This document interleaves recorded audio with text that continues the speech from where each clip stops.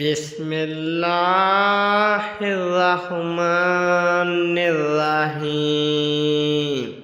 حضرت علی رضی اللہ تعالیٰ عنہ نے فرمایا، ایسے دوست کو چھوڑ دو جس میں یہ دو چیزیں ظاہر ہوں۔ 100 دوستوں سے ایک وہ دشمن اچھا ہے جو دل میں نفرت تو رکھتا ہے لیکن منافقت نہیں۔ برا دوست کوئلے جیسا ہوتا ہے، جب کوئلہ گرم ہوتا ہے تو ہاتھ جلا دیتا ہے اور جب کوئلہ ٹھنڈا ہوتا ہے تو ہاتھ کالا کر دیتا ہے۔ ایسے دوست کو دوست مت بناؤ جو کسی محفل میں آپ کو شرمندہ کرے، خواہ وہ مذاق ہی کیوں نہ کر رہا ہو۔ منافق دوست اور سایہ میں کوئی فرق نہیں ہوتا، دونوں روشنی میں آپ کا ساتھ ہوتے ہیں اور اندھیرے میں غائب ہو جاتے ہیں۔ جہاں عزت، سچائی، خلوص نظر آئے وہاں دوستی کا ہاتھ بڑھاؤ، ورنہ تمہاری تنہائی تمہاری بہترین ساتھی ہے۔ جب کوئی ہاتھ اور ساتھ دونوں چھوڑ دیتا ہے تب اوپر والا کوئی نہ کوئی انگلی پکڑنے والا بھیج دیتا ہے۔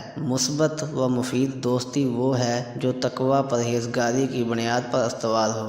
یہ ایسا رابطہ ہے جو انسان کے افکار و خیالات، اس کے قلب، اس کی پوری زندگی کو تقویت پہنچا، اس طرح کہ وہ فکری تقویٰ کا حامل ہو اور سوائے حق کے اس کی کوئی فکر نہ ہو۔ وہ قلبی تقویٰ کا حامل ہو اور سوائے خیر اور نیکی کے اس کا دل نہ دھڑکے۔ اس کی پوری حیات تقویٰ سے معمور ہو اور سوائے صراط مستقیم کے کسی اور راستے پر قدم نہ اٹھائے۔ اگر انسان متقی اور پرہیزگار ہو اور اس کی زندگی پر پرہیزگاری و تقویٰ پر مبنی ہو تو ایسا شخص یقیناً اپنے دوست کا خیر خواہ ہوگا، اسے ہدایت اور اس کی رہنمائی کرے گا، کیونکہ دین ہے ہی نصیحت اور خیر خواہی۔ ایسا فرد اپنے دوست کا وفادار بھی ہوگا، کیونکہ وفاداری ایمان کے عناصر میں سے ایک عنصر ہے۔ اگر انسان مومن و متقی ہو تو یقیناً اپنے دوست کی مدد کرے گا، حتیٰ اس کو خود پر ترجیح دے گا۔ اسی بنا پر خداوند عالم فرماتا ہے کہ وہ دوستی تقویٰ الہی کی بنیاد پر استوار ہو، کیونکہ جن روابط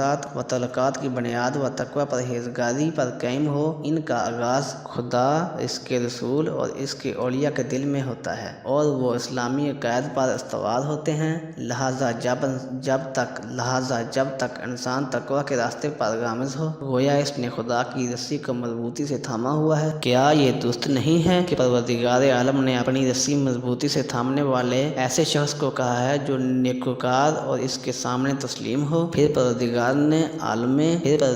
عالم نے ایسی ہی دوستی کو قیامت تک باقی رہنے والی دوستی کہا ہے، کیونکہ دنیا میں قائم ہونے والی ایسی دوستیاں جن کی بنیاد خدا پر اور ایمان، تقویٰ، پرہیزگاری ہو، وہ اپنا حقیقی مقام دیکھ سکیں گی، کیونکہ آخرت رضوان اکبر اور الہی نعمتوں کا گھر ہے۔